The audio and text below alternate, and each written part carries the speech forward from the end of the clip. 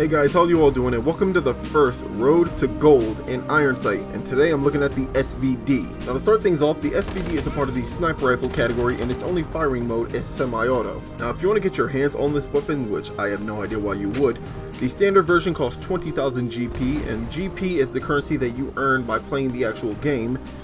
Yep, it will cost you 20,000 GP for the standard version, 40,000 for the unique skins such as the digital camouflage, and if you want any of the other unique skins, the prices can vary between 250 chips to 500 chips, and what chips are is the actual currency that you would have to pay with your actual money.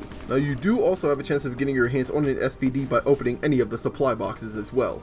Now a lot of the supply boxes have different drop rates, so make sure you check the chances of those. For example, a skin like the Celebration SVD will not be found in a common supply box, so make sure you check the chances for that supply box to better your chances of getting that specific one. Now in all the time that I had using this rifle, I've noticed two key characteristics when it comes to using this weapon.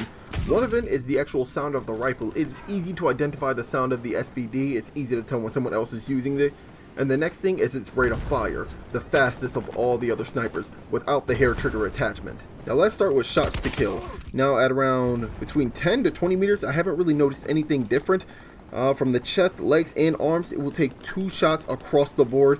Now when it comes to 30 meters and 40 meters, that's why I've noticed a slight change. It will take 3 shots to the leg and 3 shots to the arms to kill you, but the 2 shots to the chest will always remain, and of course I shouldn't have to tell you 1 shot to the head is all that's needed. Now the recoil for this weapon is absolutely insane, but it is predictable. It is just kind of hard to control, especially when you have the hair trigger and you start spamming it, so I would kind of recommend you holding back on the rate of fire. Try not to spam as much as possible because the recoil is ridiculous. It will always kick to the upright, so it is easy to control it, but again, minimize the amount of times that you're just spamming the trigger unless they're close. Now even though the recoil is crazy, it does benefit by having the hair trigger attachment on the actual weapon. There are many times where it's actually saved me in many close quarters battles, and if the rate of fire does tend to pick up at the right time, there's absolutely very few guns that will damage you aside from other sniper rifles. And speaking of rate of fire, it does kind of get a little bit confusing. Without the hair trigger attachment, I've only managed to clock in at about 180 rounds a minute. That is ridiculously slow. However, with the hair trigger, things start getting a little crazy. Sometimes it'll be a little bit slow and then it'll just spike up randomly, but I've noticed between the two separate ones, it will vary around 240 rounds a minute. That's a huge jump about it, so that's pretty good. From 240 rounds a minute, and then sometimes it will like spike to 420 rounds a minute.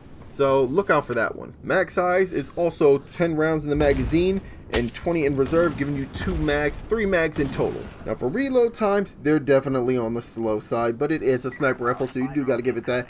With the skill quick reload equipped, for a short reload, meaning as long as you have 1 round in the chamber, it will be 2 seconds sharp until you're able to fire your next shot. However, if you are too reckless and you waste all of your ammunition, you will have to wait 2.35 seconds, which is not that bad, because however, if you take this skill off, it is basically longer than even a full reload.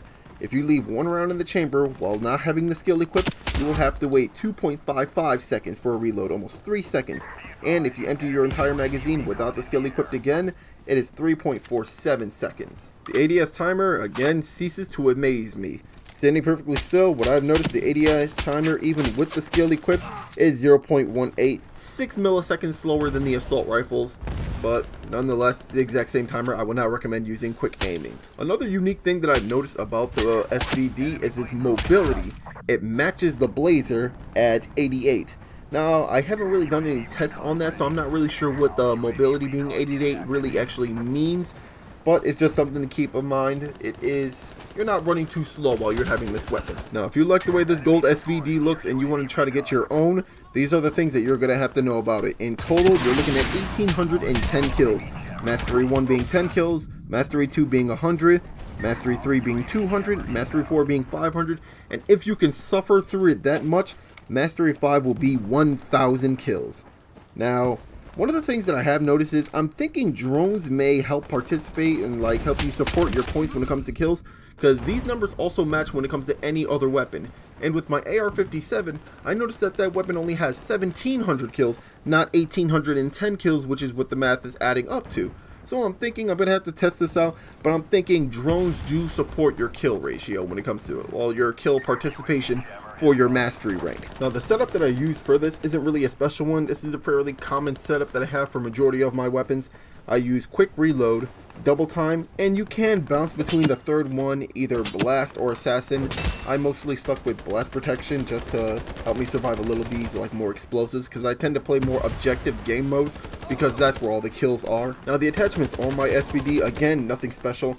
When I kind of moved from my original setup that you guys seen the video on, I kind of stuck with the hair trigger and the suppressor, primarily because I wanted to stay with the stock scope so I'm not too close, too far, just to get out of some weapons like range. Mostly I'm referring to the AR-57, just to stay out of that weapon's range. It's pretty good when I'm actually able to stay just mid to long range with that, so that's why I stuck with the hair trigger and the suppressor. And also just to keep me off of the radar, I'm fairly always going to use the suppressor attachment. Now, even though I really don't like this playstyle, unfortunately it did work.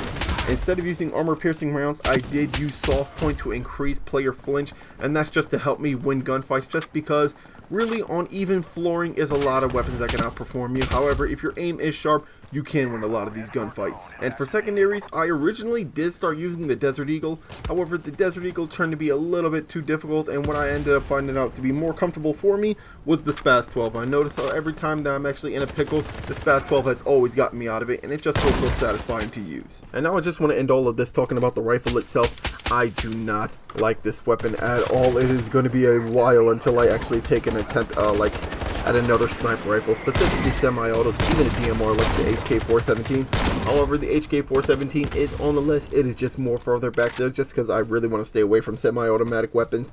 It was interesting using this weapon, and the weapon was really fun in the beginning. However, the more I just stayed with the weapon, and during around Mastery 5 is when I really started to get sick of the weapon. Mastery 5 and Mastery 4 actually is when it started to drag.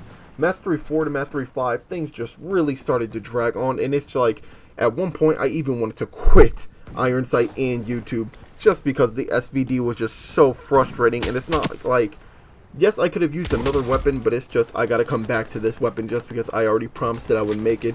So I really stuck throughout the whole grind on this one, and I wouldn't recommend anyone to do it. I think I might be the first one in the world to have the gold SVD. Let me know in the comment section below if you guys seen anyone else with the gold SVD. I'm probably not planning on using this. I used it just for a few fun moments, but I'm done using the SVD, and that's basically all I just have left to say. I'm just so happy that I don't have to use this weapon anymore. Anyway, I'll catch you guys in the next one. The next one in lines of Road to Gold will be the K2C. Stand by for that video, and I'll see you guys in the next one.